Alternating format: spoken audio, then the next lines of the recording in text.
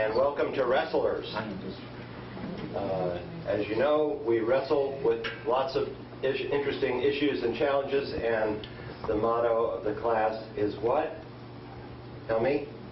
Applying God's Word to God's world. Applying God's Word to God's world. You learned something. You know? That's great. We used to have it on there. Well, as you know, we have a website, wrestlers.nationalpress.org, and you're welcome to go there, see some of the past recordings. We have over 400 recordings now, and apparently some people still haven't got the word about that, so I just want to mention that. Now, we're at a challenging point in our history, and we have a speaker who I believe will be up to the challenge, so I'm delighted to have him. If not, it's only an hour, so.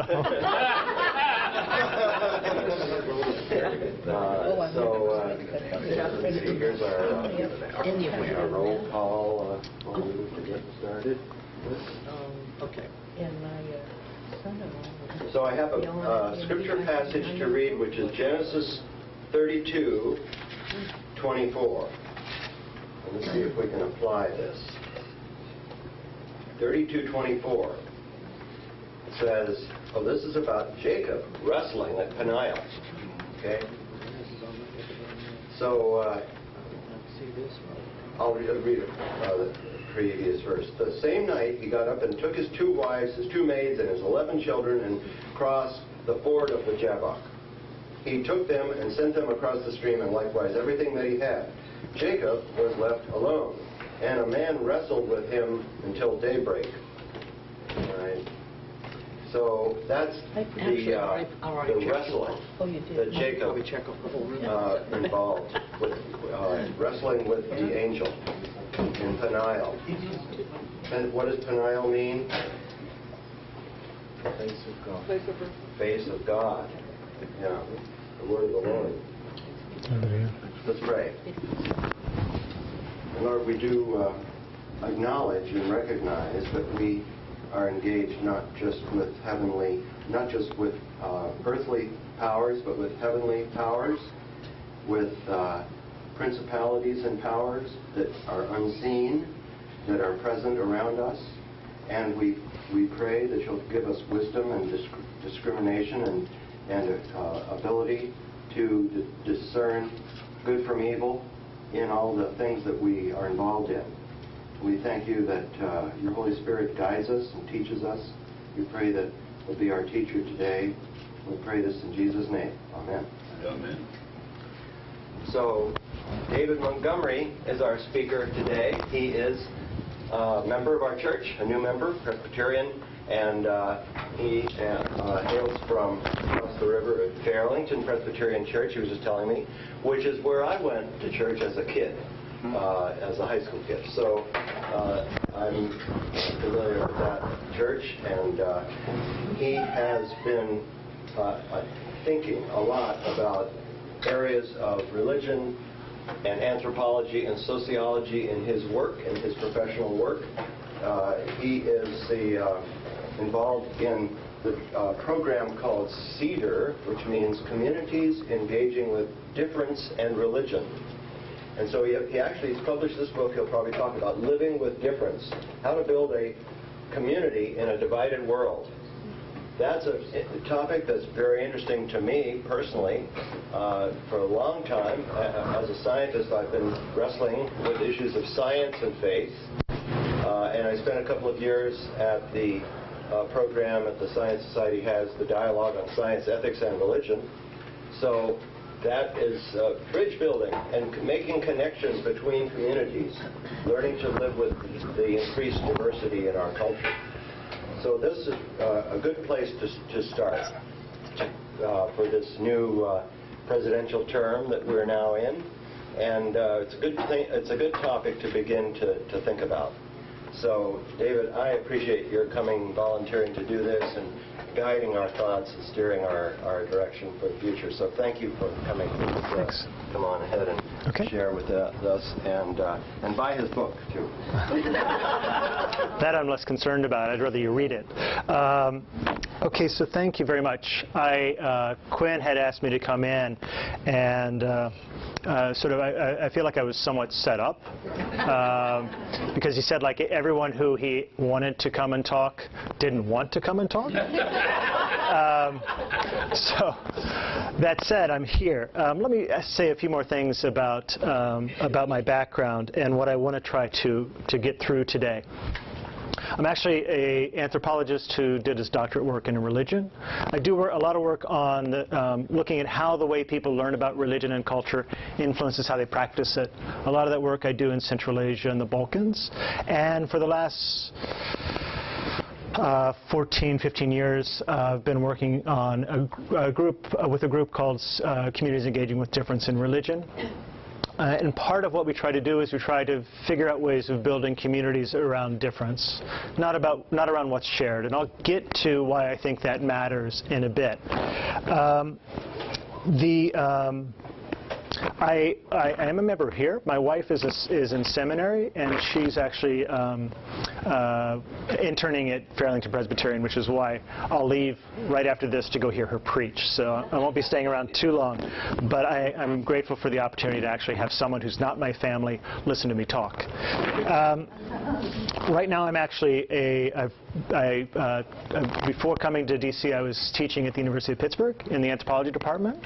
But right now, I have a policy fellowship with the American Association for the Advancement of Science, trying to better understand how my own work, some of which is around discussions of security and secularism and religion, can be more widely useful. Okay, so I have a relatively ambitious agenda today because in part I think that these are pretty important topics, and I care a lot about the topic of what I see as a real challenge of what it means to be in community.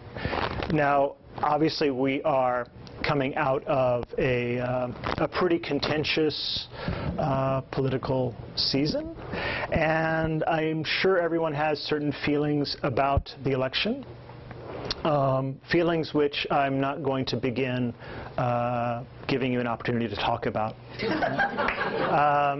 Quinn advertised this as a discussion. The first part will actually be just me discussing, in part because there's some of what I want to get to I think needs some frameworking. So that then the discussion can be the way in which I want the discussion to take place. I hear that next week you're going to be talking a little bit about authoritarianism, so maybe this is a segue into it. But I say that only because a lot of times when we open to have a space around discussing politics, we begin with how we feel. And I think that that's important, but I think we need to begin with sort of being critical of our own positionality in relationship to these things. Okay, so I actually began with the verse on Jacob wrestling, because I think that for me is a way in which I make sense of religion, and I think it's a good way to start. I had thought about beginning with a verse on circumcision, because I'm also going to be talking about difference, and that's one that you can't change, right? When it's gone, it's gone. That's also an underlying theme, but wrestling is good enough. The general thesis that I'll be arguing is that we need to be more comfortable living with our discomfort. Right? We need to be more comfortable living with our discomfort. And I'll be coming back to that theme quite a bit. And I'll begin sort of acknowledging the environment of division, right, which is everywhere. This existed throughout the early church. It exists in the contemporary church. It exists as part of, I think, social life, right? We see it and we feel it in terms of comfort or discomfort, despair, anger. There's divisions between communities and within communities. Division and difference is wired into what it means to be in community. When we talk about division, when we talk about I'll move actually from talking about division, which I think is central to our sort of communality, to seeing that as actually really a term of difference.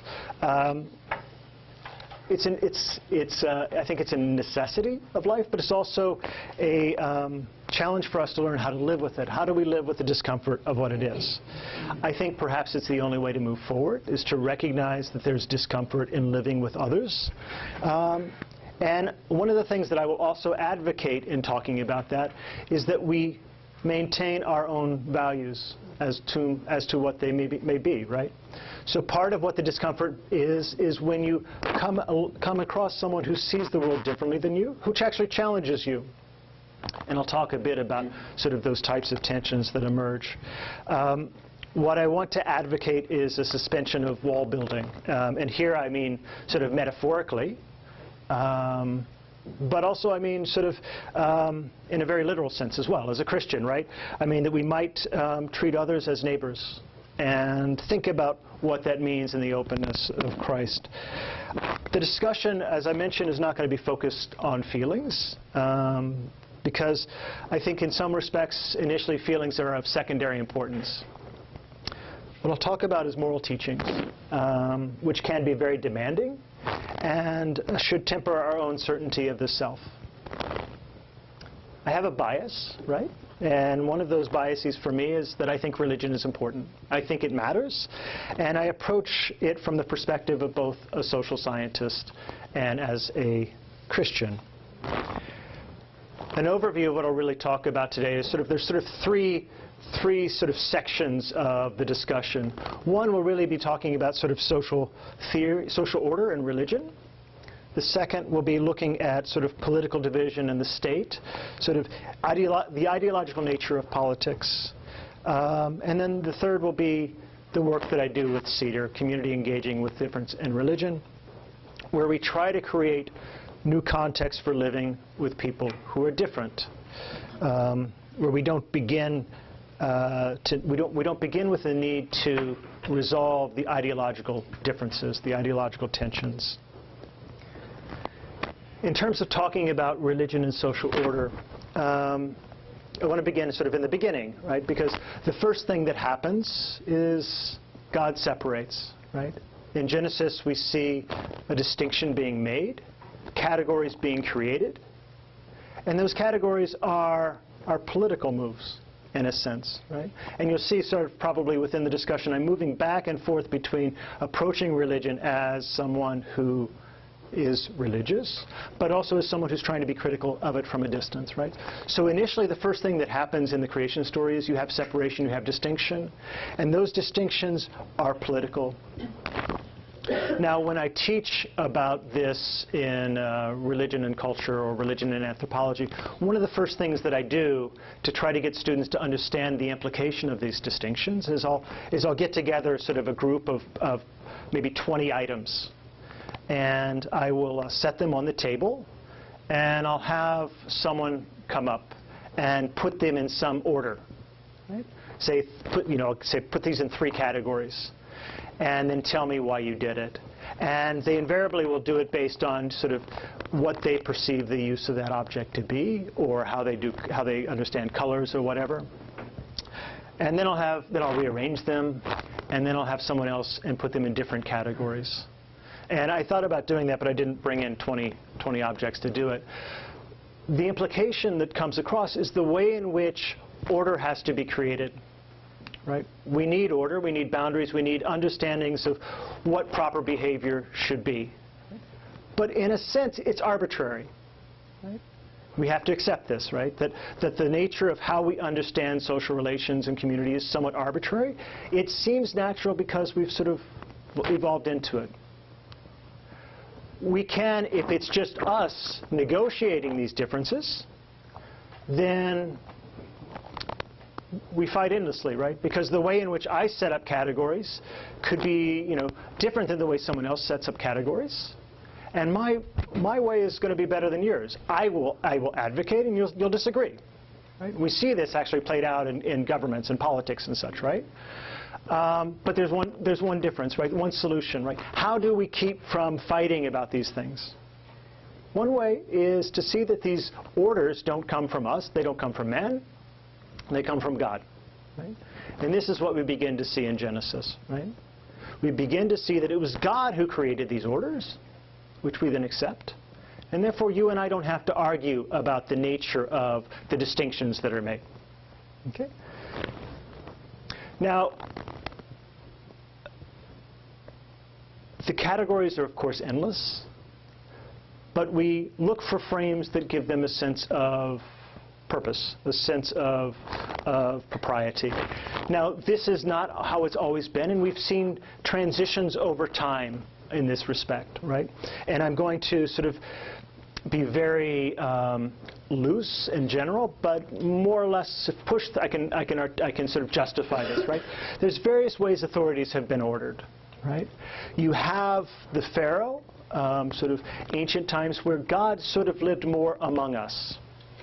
I was going to draw on the board, and I didn't know I could bring a slide, so I'll have to try to sort of hope that you can follow with me, right? So the idea is that the Pharaoh was God, and so we could see God at this level, right? At a certain point, you have a transition of that type of understanding of a supreme being or some authority outside of man that sort of coalesces around one period which is referred to as the Axial Age period, right, where you have the great religions emerging in a relatively short period of time, around 1,000 years.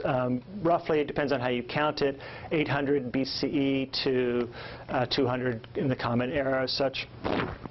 And there you have sort of a separation of the place where we think God resides, right? So at ancient times, God's sort of at a horizontal level. The nature, the idea and the conception of authority being roaming amongst us.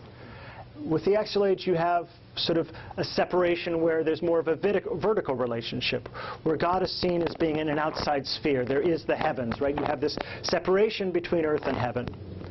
Again, it's somewhat of a crude way of doing it. What that introduces is another class of a political layer of authority, a class of an intermediary class who negotiates that relationship with God. In some respects, it's the priest.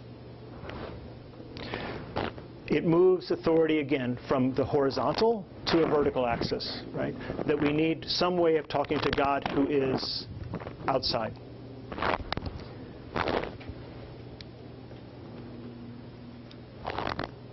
In the 17th century, it changes a bit, in that you have rulers. So before, you have rulers who are still seen as being appointed with divine providence, kings and such. Under Cromwell in the 17th century, that changes a bit again, because Cromwell puts King Charles on trial, and therefore puts the king not under God, but under man, challenging the divine coronation, the divine connection of the king. I'll talk more about sort of this issue of religion and authority and how it plays out in political space in a bit, because I'll come back to the issue of this in relationship to nationalism. But I want to it's central, but I want to sort of move a little bit over to continuing a discussion around difference, right? So part of what I was trying to get at initially was that you have the needs for divisions and separations. You have certain ways in which this gets played out along a political relationship with authority. But central to that those distinctions is also difference. It becomes central to who we are, and we need to be different. We need to be unique. We want to be, right? And so language that says, at essence, we're all the same, I think is actually somewhat problematic. Because we're not. Or rather, we can't internally be and be in relationships with others, right? We share about 98% of our DNA with baboons. It's not the things that we share that make us who we are. It's the things that are unique to us, the differences. We don't fight with our spouses or our close ones about what we have in common. The things that matter are what make us special, what make us different. Now, when we speak, I think a lot of times of embracing difference, we often do this in our own terms. Right? So I may say, really we're all the same. We should be able to get along. And I'm supremely multicultural. I embrace difference. But when we do that, I think I would argue most of the times we speak of embracing difference when it is on our terms, right? When we control the difference. And there's a real distinction there, right? It's something, if I go to a Chinese restaurant because I like different types of food. I'm the one who's deciding if I go tonight, or if I go to a Thai restaurant, or if I go to a Mexican restaurant, which is a very different feeling, a different embracing of uniqueness than if I have to live with someone who moves in next door to me who is cooking Chinese food all the time, and I have to smell it, and after a certain point I'm tired of it, right? This is the challenge, I think, when we're talking about really living with difference. This leads us into a discussion around tolerance, right? Because sometimes tolerance moves between really implying indifference. Right? Because when we talk about this issue of controlling difference and living with difference, we imply that we accept it. And tolerance is also implied, I think, in a contemporary usage as meaning indifference. That I tolerate your behavior because it is akin to me sort of controlling my own difference. Controlling the terms of my difference. And in reality, tolerance actually comes from the root to suffer. It implies that there's a certain having to put up with something else. It emerges in the Middle Ages, and it emerges in response to two groups, the Jews and the prostitutes, right? Both of whom you actually would like to be gone. Right? Because it is uncomfortable being in community with people whose identity you find threatening to your identity. But you needed the prostitutes to keep the families together, right? Because it was assumed that you didn't want men sleeping with other men's wives. And you needed the Jews for the eschaton, right? For the second coming. Because it's clear the Jews have to be in Jerusalem for the second coming. You wanted all of them dead. But you had to live with them, right? So this is the rub of living with others, of tolerating, of difference itself. It's uncomfortable. It doesn't feel good. And I think that part of what's through that is an issue of suffering. To tolerate someone is to recognize that you are in a position to change the group's behavior, and you choose not to. And it becomes fun, and it's something that is fundamentally threatening to who you are. So this changes the nature of both, I think, what it means to tolerate, what it means to community, and it problematizes it a bit. Right? It's not something that is light. It's something that's heavy. It's burdensome. Now, in religion, we talk of tolerance and sameness, and the differences become, I think, very real. Religion, I think, is a story of distinction. It begins in the very beginning with distinction, with categories. And when we talk about sort of, I'm a bit critical here, but when we talk about religious peace building and such, some of those efforts try to find and build relations on what's shared, what's held in common. I don't think Abraham gets us very far, right, if we look at the monotheistic traditions. Because Abraham is not essential to who I am as a Christian in a definitional sense relative to someone who is Jewish or Muslim. So we have all these things in common. That's great. Like, again, I have a lot in common with sort of everyone. But there's a huge distinction between seeing Jesus as the Son of God, seeing him as a prophet, and seeing him as a heretic. In many ways, I think religion is interesting, sociologically, because it's the least negotiable form of social order. I can't get out of this definitional distinction of religion, or rather what it means to be Christian, by giving up what Christ means to me. as opposed to what he means to my Jewish friends or my Muslim friends. It doesn't mean we can't be friends, but it does mean there are some things that we cannot share, and we need to address that. We need to acknowledge it. That doesn't mean this has to divide us specifically, and I'll come to this in a bit. But I think the common good, the common ground, only gets us so far. I want to move a little bit to a discussion around political division in the state. This, I think, in some ways, hopefully, the connections will be clear in terms of what I was trying to lay out earlier, though I am going a bit quickly. Returning to the issue of religion and authority. Until the French Revolution, religion of the prince, roughly since the Peace of Westphalia,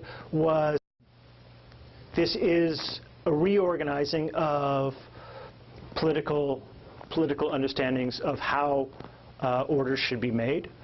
And there's something I think that's really important and really relevant for us, which is the Jewish question, right? What the French Revolution was trying to do was to bring together a population of people who no longer saw identities in small localities, but came together as a nation of French. What does it mean to be French? If you're from Avignon, if you're from Bordeaux, if you're from Brittany or whatever, you had to see something of a nation, a broader unity that took over or superseded the sort of local understandings of who you are. Now, there's a problem with the Jews, right? Because when you're creating a broad national identity, what do you do with a population who you fear might have allegiance to something outside of the state, right? Whose allegiance might be actually to broader Jewish communities, be they in the Middle East, be they in Eastern Europe or elsewhere, whose primary allegiance was not there. The response of Clément de Tonneray in his speech on religious minorities and questionable professions in 1789 is probably something you've heard somewhat before, or perhaps before. So we must refuse everything to the Jews as a nation, and everything to the Jew as and accord everything to Jews as individuals. We must refuse everything to Jews as a nation and accord everything to Jews as individuals. In essence, what you do is you place one's religion, in this case Jewish, underneath the authority of the state. To a religious identity, a religious affiliation becomes a secondary category. In contemporary language, this becomes Europe today, or America, right? The Jewish question has become, I think, the Muslim question, which we see being played out in stories of migration. And, Turks who migrated to the Netherlands or Germany, who ended up staying, and they had kids, and Germans question, or Dutch question, whether or not they're Dutch enough or German enough. The Germanness, Dutchness, or in America, whether the Muslims are American enough, right? Whether they fit in with a particular hegemonic view of what that means. Right? The concern being that their allegiance might be to something other than the nation state. Right? So a lot of these discussions of nationalism become quite important. What it does is it seeks to homogenize a population and minimize difference. Right? I think that move, again, seeks to homogenize the population and minimize the difference. Now, alongside the categories and the differences of nationalism, right, which reframe how we divide communities, how we understand communities, you've had a post-Enlightenment rise of the individual, supplanting the way in which community was understood, bless you, which was a much more communal understanding of what it meant to be in relationship with others. You have migrations of people into cities, you have industrialization, all changing the nature of community. Individualism, of course, has an economic face. part of that is relegating sort of part of the modern solution of living with people who are different, right? The problem of living with others has been to relegate it to the economic sphere, relegate it to economic exchange.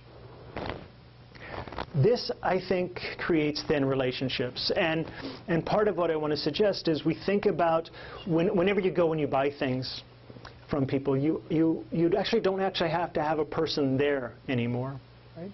You go to a place not because you have a thick relationship or any relationship with whoever owns the place or whoever is checking you out, but because of something being cheap. Right? I buy something, I give you money, and maybe the bread's cheaper. It doesn't matter. It doesn't matter who it is. That's not traditionally how things have been. Right? Traditionally, you know people. You would have a thicker relationship with people, and there is an affective quality to that. Right? So, unfortunately, I don't know many people's names here, but in talking with a group, I would be able to point out, this person, I don't know him. Sorry, you're the first one here. This happens. But like I said, I don't even like you for reasons. But you make the best bread, and it's cheap. So I give it to you. But you, for example, your cousin is married to my third cousin, and your bread's not that good, but when I buy it, I should have actually switched this around, but when I buy it, I'm buying something else, right? I know that it may be a little more expensive, but I have this other relationship which pulls me into it. There's a difference between these types of feelings, and the idea is that I don't actually have to care anything about him as a person, but I care everything about you as a person. And when we think about the level of exchange, of being with others who are different, this type of relationship of relegating everything to economic exchanges gives social life sort of a shallowness, a hollowness. I think we need something, right? And one of the challenges of the church is, how do you build community? How do you build these types of relationships when all of the world is these types of relationships?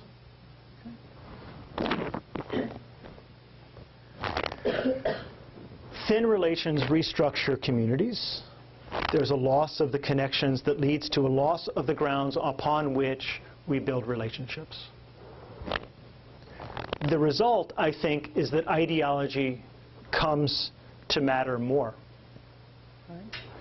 Because when I don't know you, I characterize you, and I don't actually have to have any sympathy towards your feelings, your worldviews.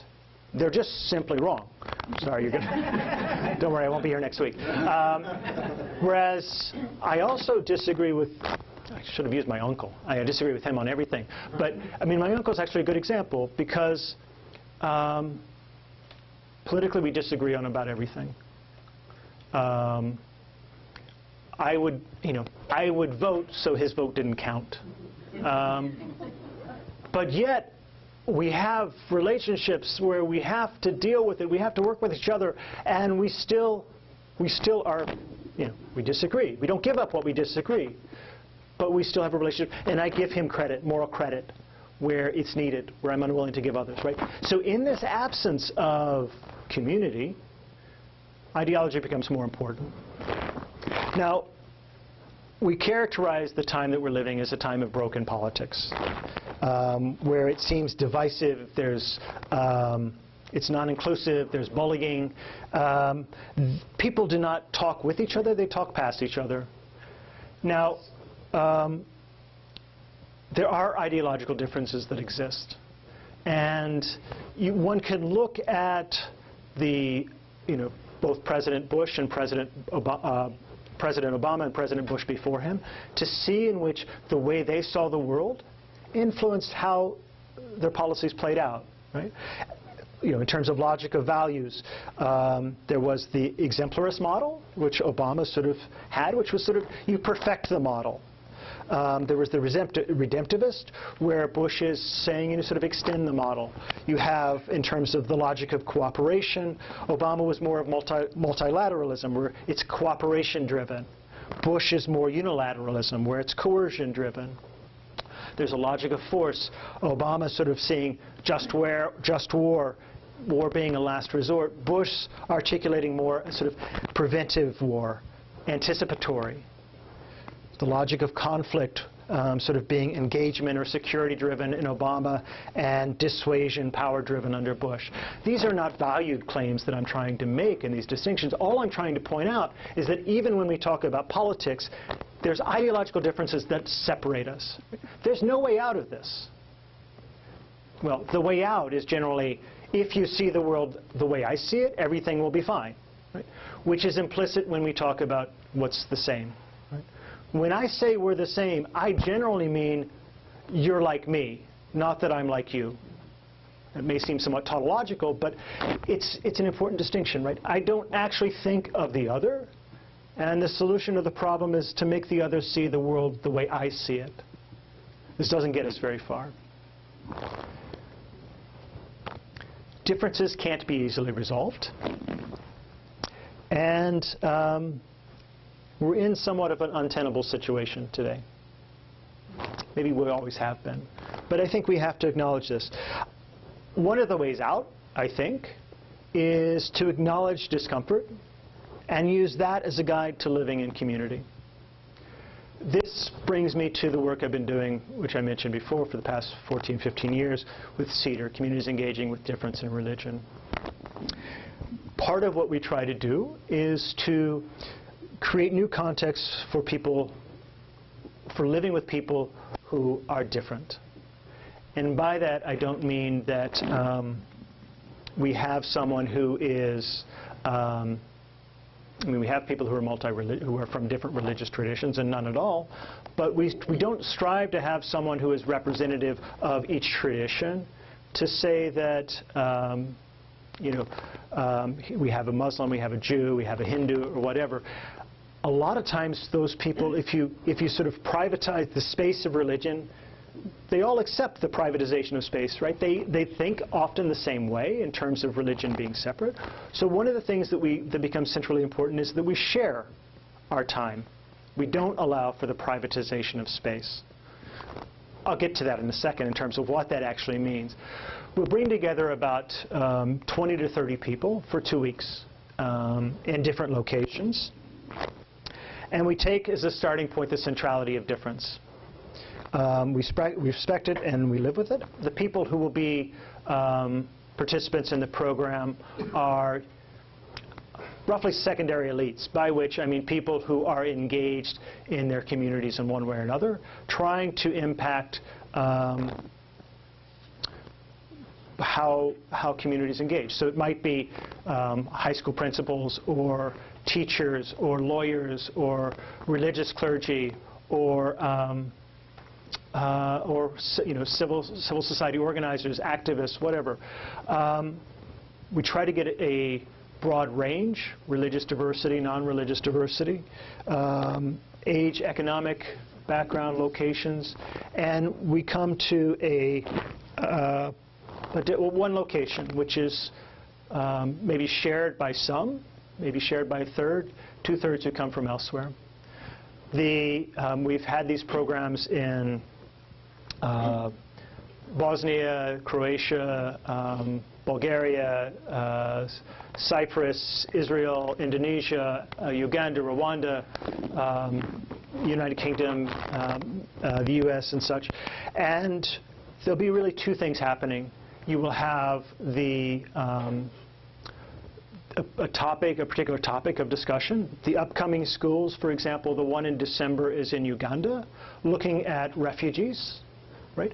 Looking at the strangers as neighbor, discussing that. So, and the one in July in Indonesia will be looking at past continuous, rethinking the colonial history and how the past influences the present. So each program will have a theme that is relevant to that location, but general enough to bring other people in from different locations who will understand some of these tensions, frustrations, challenges. And we will go from different places as a group.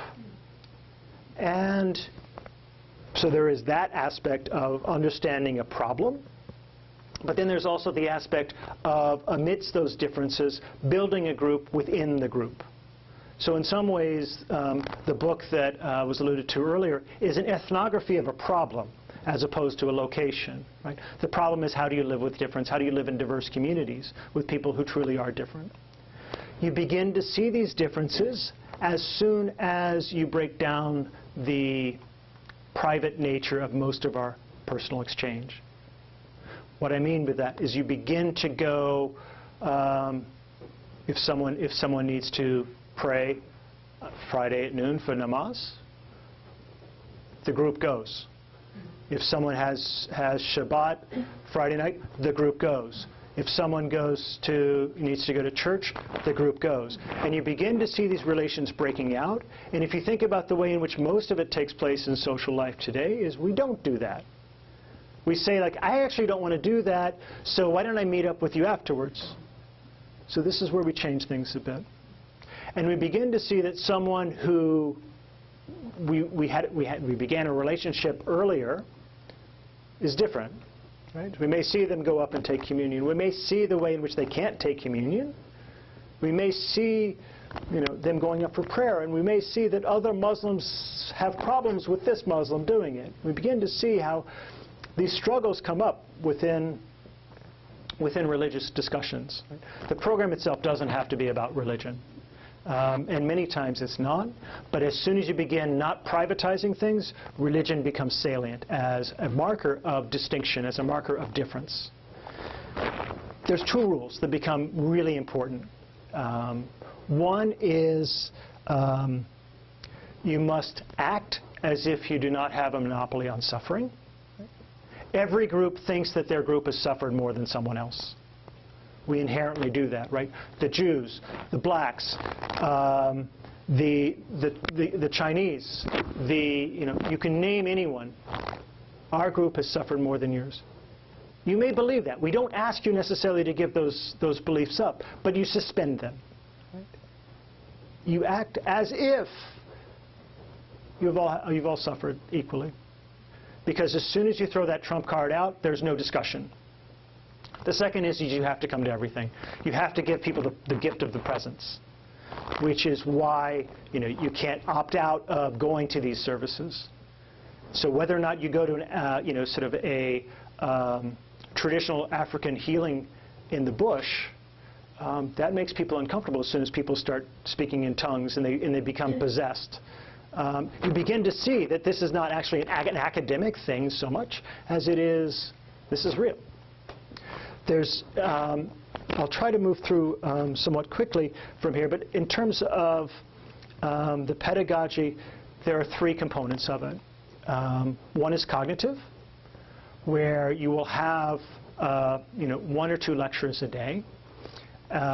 These lectures will be maybe an hour and a half, 45 minutes of which would be giving the types of information you need to understand the context. Right? So this may, in the case of Rwanda, a lecture giving you a background of the division between Hutus and Tutsis, or the violence that took place. There is the experiential component, where you take oneself out of the classroom. And in the example of Rwanda, it was going to a church where over 2,000 people were killed.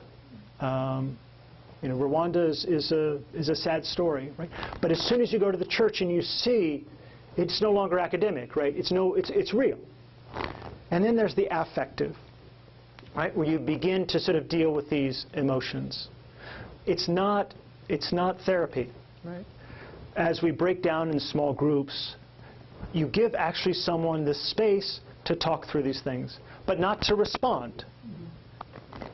That becomes important because the first way in which we often respond to problems is through the head, without actually being attuned to what we actually feel about something.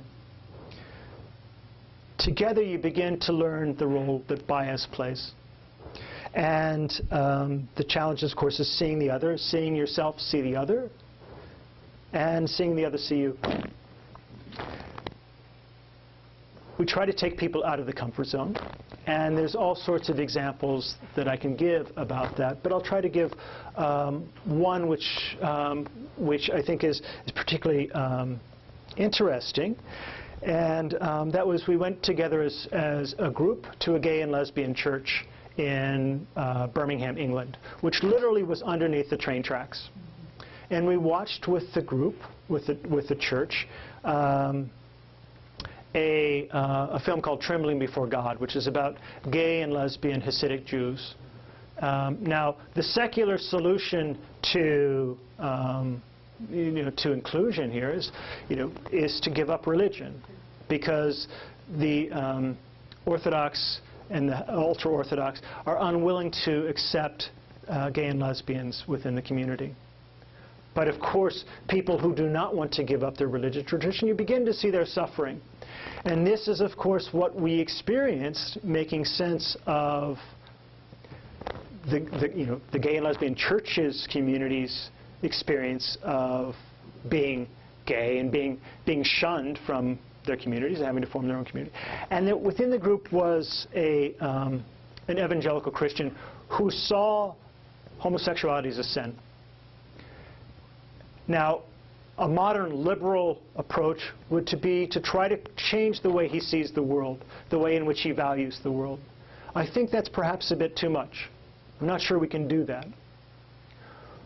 What took place, however, was, I think, transformative and important. Right? He still sees that it's wrong, it's a sin, but he saw a new narrative. He saw a narrative of suffering with this community, and today he's working with them. Right? You don't have to resolve the ideological differences, the ideological tensions, to begin to be in community. Right? He still, like I said, he still sees it as wrong, but he can work to advocate on their behalf. Part of what we do within the approach is to take people out of their comfort zone. Break down and reemerge with sort of new working relationships. This takes place whether, you can have the Kurds and Turks talking about issues of genocide, not directly by talking about the Kurds and the Turks, but by talking through the Israelis and Palestinians in the groups, or vice versa. Part of what we see is that there's difficulty and discomfort in the difference, but difference is there. It's a modest approach to a solution, this idea of there being hope within the discomfort. But I think what it tells us, right, okay, these are 2-week programs, but it gives us a window that you can actually begin to reimagine communities on different terms than people having to see things the way you see them. Right? And if we think about if we think back about childhood friends who we may have parted from, who we know see the world ideologically differently than we do, we still may actually grant them more moral credit than we do those who we don't know. Right? My friend the baker, for example. In part because we have this experience and we're willing to sort of find a way to make it work. We don't need to begin with the ideological resolutions. So, coming back to contemporary public life, why do I think any of this matters? Is I think the only way we can improve it is if we allow our Christian selves to be present. You don't have to set it aside. You think of what it means, and you allow that to be part of what you bring to the table, to accept, to be central, and to be honest with the discomfort of living with people who see the world radically different than you do. But we still can invite them to live with us. To me, that's part of what it means to wrestle. Right? You wrestle with others, and you wrestle with the challenges of being with others. But that's maybe as good as it gets, and that's okay. So I'll end with that to give some time for questions. Yeah? Yeah, I'm confused by what you mean by community. Sure. Because on the one hand, you talk about different communities, with each community consisting of people that share the same ideology. On the other hand, you say we need to live in community with people with a different ideology. So I'm really not sure what you mean by community. Sure, yeah. No, and if you were up here, it would be so much more clear. Language is always a challenge, and I actually go back and forth between those things, in part because I'm so comfortable with them, and I know what I mean, so why wouldn't everyone else, right? So I think that there's part of the way in which I'm moving back between communities. I'm talking in some ways about sort of traditional communities where we think about there being more homogeneity within them than there actually probably ever was. Though now I think we do have a much more pluralist environment because of people moving back and forth. So there is the sense of community, of a thick relationship that I have with people who I hold close, right? Traditionally, that might be of people who share the same. You know, I grew up in a small town in Illinois, right? I know people within my rural community pretty well. Now I live in Alexandria, and I know my neighbor, my immediate neighbor right next door, kind of. Right? So I'm talking about the differences in aspects of community, where I have people in Illinois who, if something happens, they still are watching out for me, even though ideologically we disagree on all sorts of things. So that's part of what I'm trying to get at in terms of looking at more of a different type of community that has thick relations as opposed to one that has thin relations. I think most of where we struggle today is this idea that we exist within communities of thin relations, and therefore the ideology of an overarching community. And when I'm talking about that, I reference back to sort of the nature of the French Revolution and how you try to reform what it means to live within a nation. I'm sure I use the term community and nation sort of interchangeably there. That's just sloppiness. But you have the state trying to create the nature of dynamics of discussion or the dynamics of relationships. And that's the tension that I'm trying to get at. So I'm really talking about two different types of community. You're right. I'm talking about the one in which we live together. But maybe actually not. Maybe I misspeak in talking about it, because what I misspeak of referring to that as community, because what I'm really talking about in community is sort of a thickness of relationships. Yes, sir. May I ask you a question related to the election? Sure. Okay. Really appreciate this anthropological overview of how people are distinct and how they align themselves. The question I have about the election is particularly how one segment of the American electorate, and I'm speaking particularly Christian fundamentalists and evangelicals, probably mostly conservative evangelicals, which make a large part.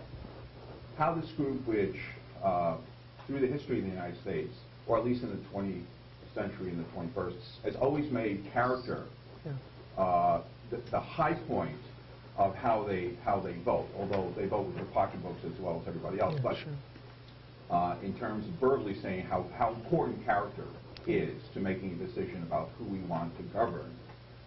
But in this election, a majority, as surveys have shown, they voted for the person who could not be more antithetical to what they believe should be the characteristics of a public leader.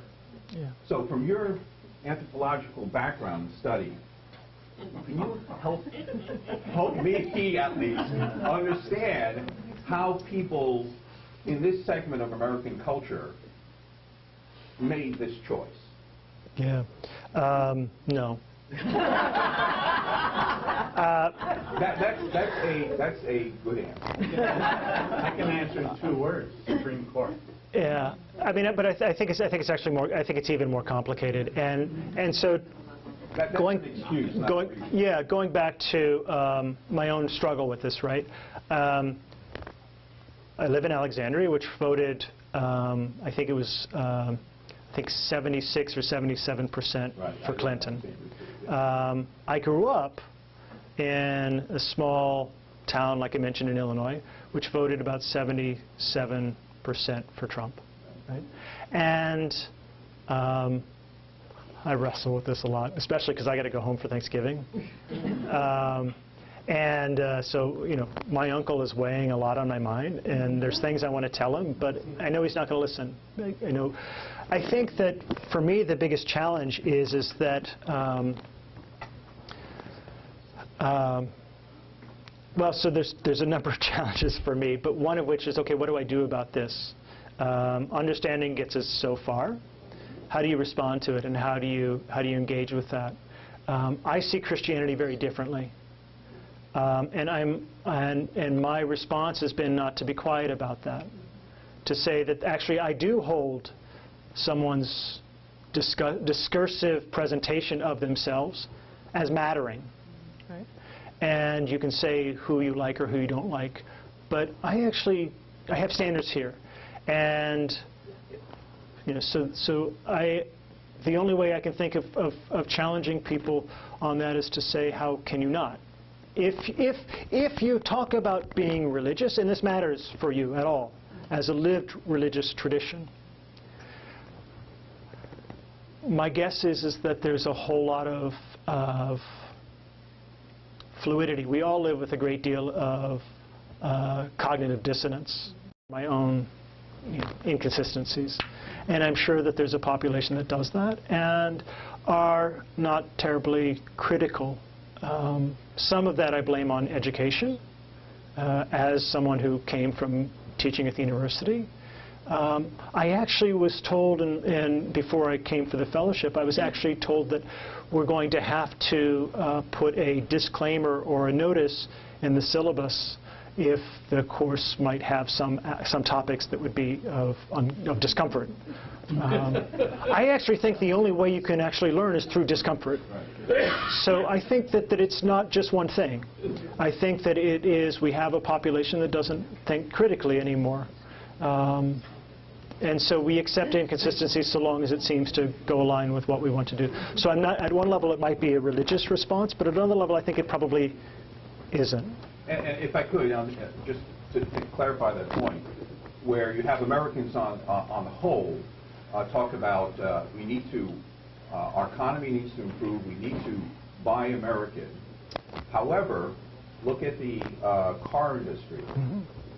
Americans bought foreign cars rather than American cars because foreign cars back in the 60s and 70s were better. Yep.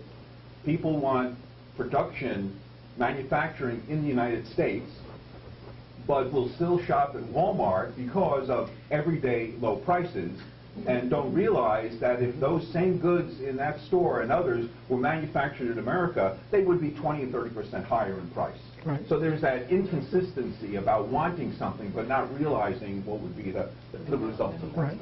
Yeah. No, absolutely. Yeah. Beyond also the issue of trying to understand, there's the question also of what one does, because there's some very real issues that are going to be carried out. I mean, issues people talk about of racism and the indecency in terms of acting toward people. So in addition to us just trying to understand as a community, I think it's upon us also to try to figure out what do we do to try to, beyond expressing good, but it doesn't get us very far, right? It does not get society very far in terms of our community and in terms of trying to stand up and speak for the right thing. So there's that next step beyond. We're very Presbyterian. We like to understand things. Yeah. But we actually should go beyond our Presbyterianism in this case and actually step out and figure out what one does to try to counter what will be actions. I mean, there are actions that will be happening, that already happen. Yeah. No, and I think we actually don't care what people believe. We care what they do, right? Because belief is hard to get at. But what people do is what scares us, and what's really at stake. And yeah, we have to not just lose sight of that. Yeah. Thank you so much, David. I'm also a Pittsburgh graduate. Ah, good. PhD in epidemiology. So my challenge, I'm wrestling more with working with people that not they are from certain religion, but people that are atheists and agnostic. And most of the people that I work with in science, that is the situation. How do you live with that?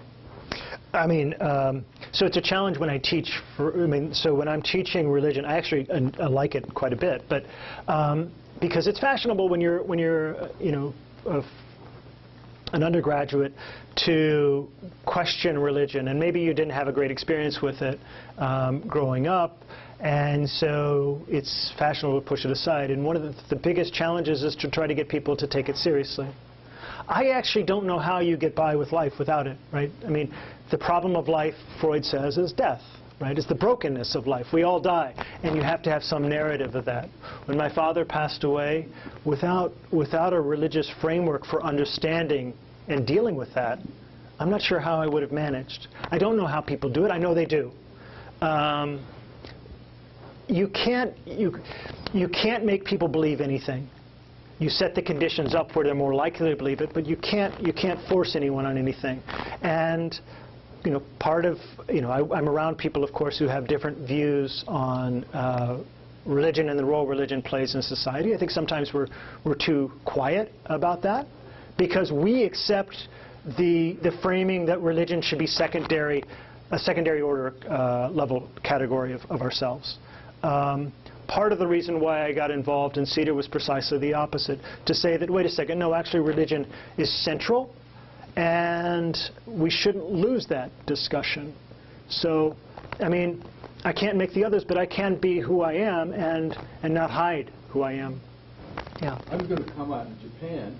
People are said to have been born Shinto, married Christian, and die Buddhist, because Buddhist view of the afterlife and coming back in a better state is a very pleasant framework in which to view death. Well, so there's a lot of cafeteria Christianity going around. Talk about. But David, thank you so much for coming. Thanks for the time. Clearly, we're just kind of getting moving when the class is over, and this happens a lot in here. It's a little frustrating. And so I'm thinking that, and this is up to you. You all are the class, so maybe in the spring we can consider opening up the format to have more time for discussion. Maybe we can take some clips from various speakers and have a chance to wrestle with them, with each other more, and come up with maybe some action steps. Certain things we can do. So it's up to you all. Please let me know. Send me your ideas, and we'll certainly consider that. So let's close in prayer. And Lord, I'm reminded of what James said. The wisdom from above is first pure, then peaceable, gentle, open to reason, full of mercies and good fruits, without uncertainty or insincerity. And we pray that you'll guide us and give us this attitude, this wisdom, so that we can help to make the world a better place, to help bring peace to our world. Thank you in Jesus' name. Amen. Amen.